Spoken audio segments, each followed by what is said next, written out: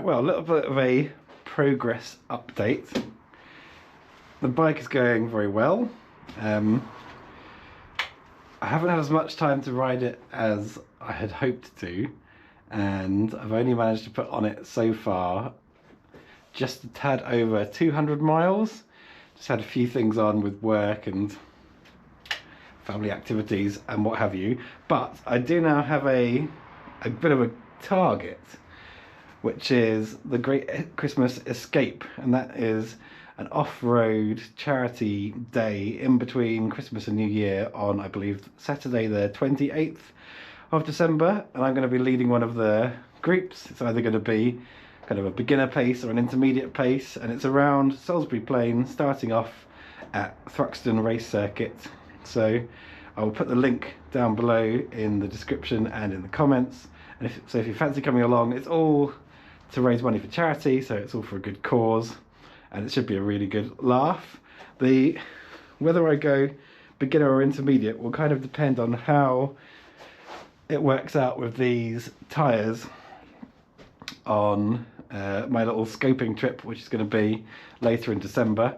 So my trip down to Salisbury Plain and back should finish off the running in miles, which will mean that I can then do the fast service and then start to do a bit of testing. So I thought today I would just run through some of the bits and bobs that I have collected for the bike, give you a flavour of some of the things I'm going to be trying out, also kind of vaguely what order I'm going to be doing it in, and also look at some of the things I'm going to be doing just to prepare it for what is no doubt going to be a very wet and muddy trip to Salisbury Plain.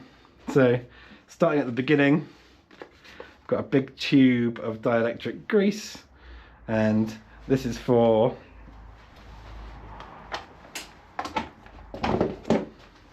basically I'm going to be waterproofing all of these electrics here. I'm also going to be having a look for any connectors that are lurking in places that are likely to get wet and muddy. I'll do a little video on how to apply it, because I think people often do it wrong, just smushing it into connectors. But yeah, go into that in a bit more detail.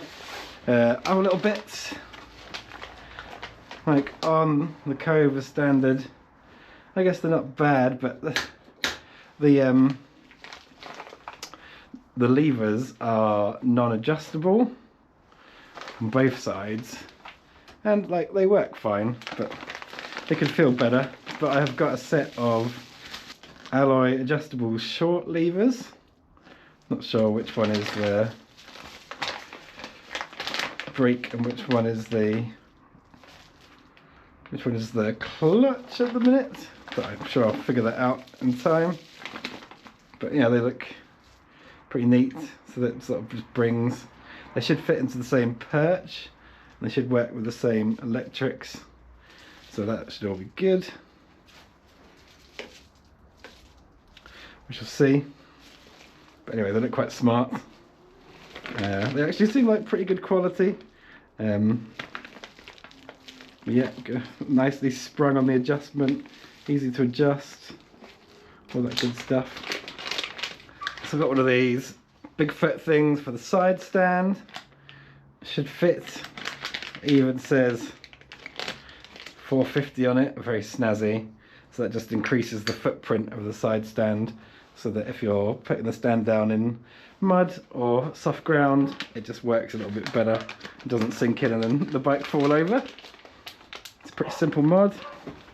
So they've just got this little SAE connector,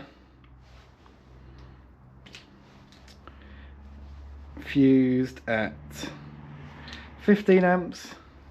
So I'm going to attach that to the battery and have it just easily accessible somewhere under the seat, and that means that I can either plug in a smart charger, or I can plug in accessories if I choose to sort of go down that route as well. So that should be pretty cool.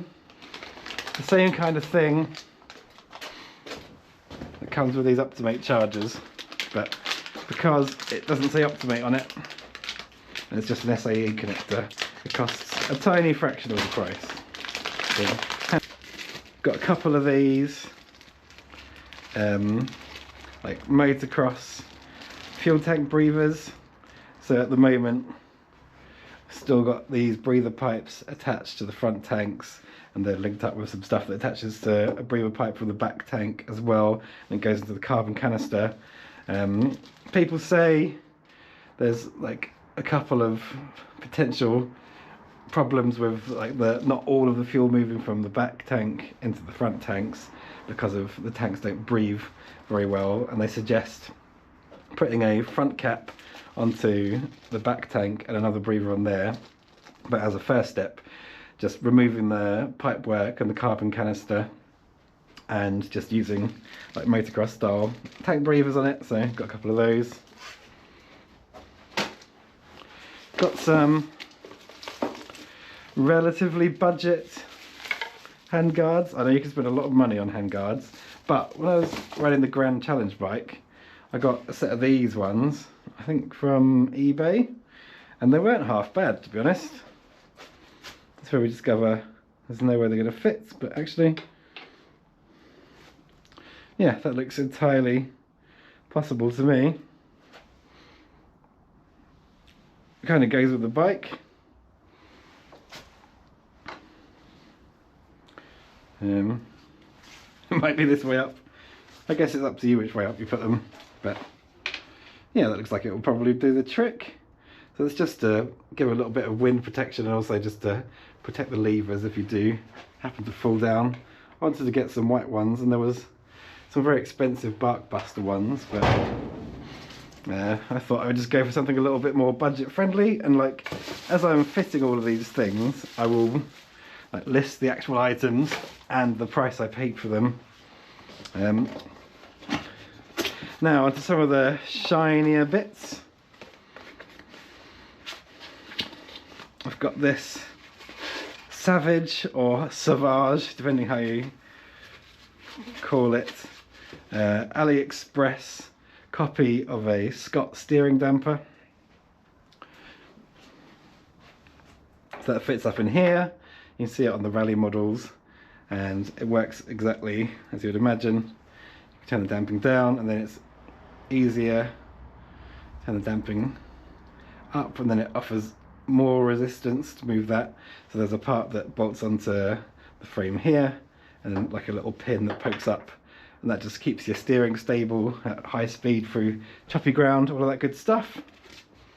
So that'll be interesting. It looks exactly like the Scott, to be honest. It's either in the same factory, or it's a really, you know, it's not a bad copy at all. It seems to be made from pretty good quality materials as well, so we shall see how that goes. Whilst we're on the subject of like performance, at the moment I have got the standard ECU. Does it say what version it is on here? Got the 1.4, so that's the one of the more recently updated ECU versions on there. It does still suffer a little bit with that snatchy throttle. It's not too bad once you get used to it, but I also have this, I haven't opened the packet fully, but this very cool looking full titanium exhaust. This is the front section, goes all the way up to the exhaust ports and the cylinder head. And I've got this equally shiny titanium back section. It's very light. The whole thing is surprisingly light. Well, I guess not surprising for titanium, but surprising that it didn't cost very much money. So with the titanium exhaust, it gives the opportunity to start running the race ECU. So this is the 450 Rally version, racing version 1.1. So that is the, I guess, slightly less up-to-date race ECU, but it maximizes the power from the titanium exhaust. So what I'm going to do is I'm going to, once it's running and serviced, I'm going to take it to a Motorcycle Dyno. I'm going to do one power run on the standard ECU and standard exhaust. Then we're going to change the exhaust and do a power run on by swapping in the race ECU, and they're all just plug and play basically. Simple stuff. And then, because doing a bit of digging, it seems that people absolutely love the TRC ECU, and that this can be used apparently with both the stock exhaust and the titanium exhaust, and it completely eliminates the snatchy throttle, as far as people keep saying. So I got this shipped over from the folks in France, so thanks very much to them. A really good price with really good service.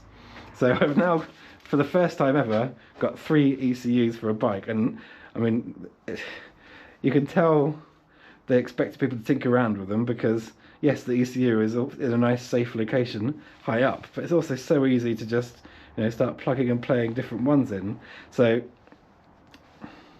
I'm going to do dyno, power run, standard ECU, standard exhaust, and then I'm going to do potentially a TRC ECU, standard exhaust, power run, and then change the exhaust over to the titanium exhaust, and then do a racing ECU, power run, and then with the titanium exhaust still on, swap over to the TRC ECU and do a power run on that. And then I'll also do some road riding and probably some off-road riding to see, like, not just what the power improvements are, but also what it's like practically in terms of the effect it has on making the bike more or less easy to ride, and fun, of course. So that's pretty cool. Then I pushed the boat out and got a proper set of Oxford hot grips.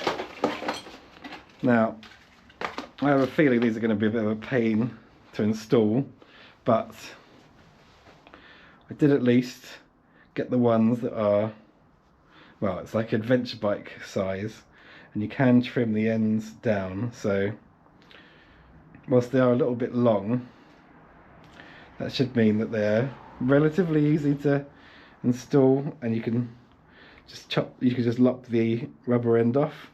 You can tell like where the actual inner workings leave. Obviously there's one for the left side which is just a normal grip, so just be a case of getting this grip off and then putting the new one on. Hopefully that's not stuck on there too much. The one that I think will be a pain is going to be the grip on the throttle side, which of course is a wider bore, but the way this throttle is sort of on, the existing grip is on, there's like a sort of lip on this side that actually the throttle wraps around. Same on the other side, so hopefully I'll be able to get this off okay. They're still pretty good grips in terms of offering the right sort of degree of grip for off-roading. They're not excessively thick compared to the standard ones. Hopefully I can get this one to slide on and stick in place over the plastic throttle bit. And then they've got the proper waterproof connectors on them, so they're better for, they are the adventure bike waterproof kind of version. So they should fit together in a pretty watertight way, and they also, whilst they do still have the kind of control box in order to control it, they will automatically switch off if they determine that the bike is no longer running, which is pretty cool. And they come with some pretty substantial literature in terms of the fitting instructions, so I'm sure that'll be a great laugh. We've also got this rear rack, which I believe fits up around there, and I've got the side bits as well. They're still wrapped up. It's not in a rush to unwrap them because I'll potentially lose everything. But they come with a pretty comprehensive bag of bits and bobs like spacers, bolts, all that kind of stuff.